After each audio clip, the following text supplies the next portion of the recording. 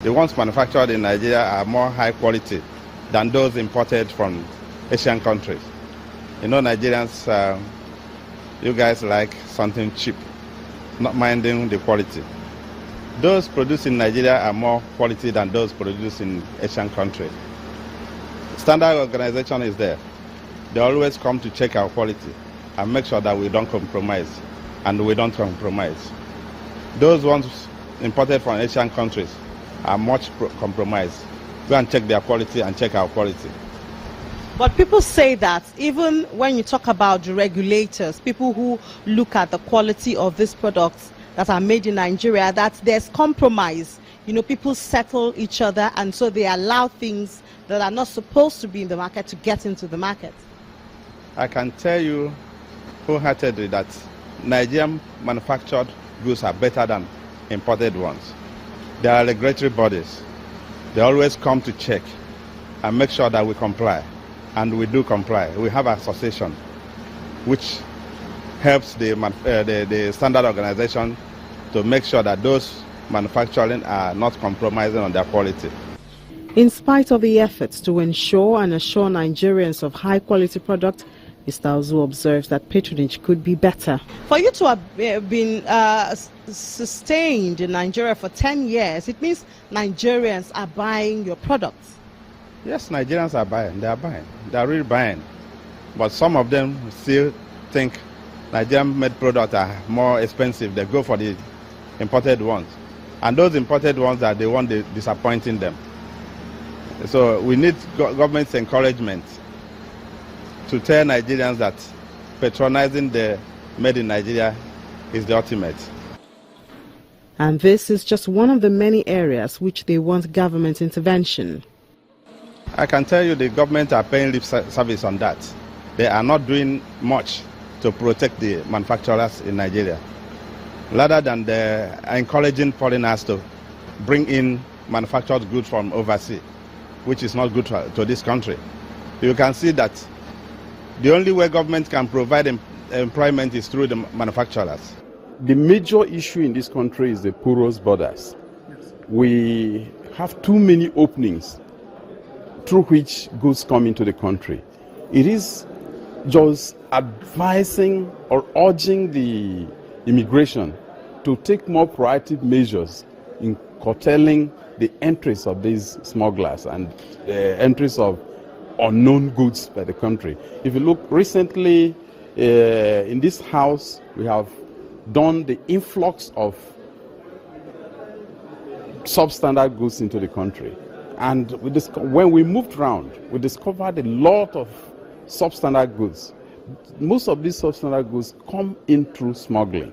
And unless and until the immigration is able to stop the custom, immigration and all other agencies at our borders are able to close rank, the situation will still remain the same. And I believe by the time they work and do their duty judiciously, it will be curtailed and there will be promotion in this. Another level of manufacturing is what a cluster of shoemakers are doing in Umuahia. With a low level of technology, they produce footwears which they say their customers are happy with. It's better to produce it locally. It's not expensive so much like that than foreign one. No, I cannot compare it with foreign ones because I've made use of it more than 8 months now. I use it to take my belt, I go around with it, I do whatever I want to do with this one. But this is not the best they can achieve. I can produce a day 10 pairs. But if my boss helps me, we can produce more than 20 pairs in a day. We are doing the way our money reach, but we're supposed to do more if we get money. If government can provide us some instruments like engine or can give us money to help ourselves. One Nigerian who is glad for the local content law is George Onofuokon, the Chief Executive Officer of Coleman Wires and Cables. He says that although his company cannot be grouped directly in the oil and gas sector, the law has paved way for better business for him. If not for the law, one, we would not be investing as much as we have done in the last 2 years. Since the inception of the law in 2010, and prior to it, we saw it as a way forward for localization and local sourcing of a lot of oil and gas sector-based procurement, and which was difficult to attain before.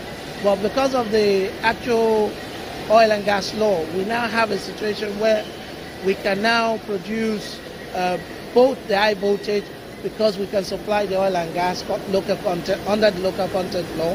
We also have the low voltage cable, which we're already producing, also under the local content law.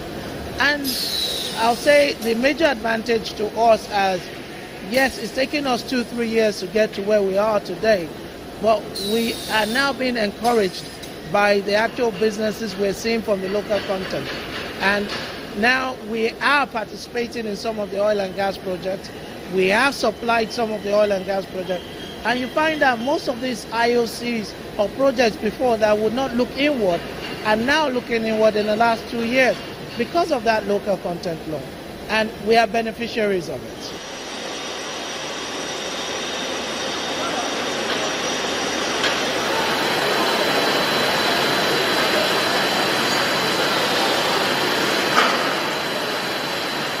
But there's yet room for better business and a better economy.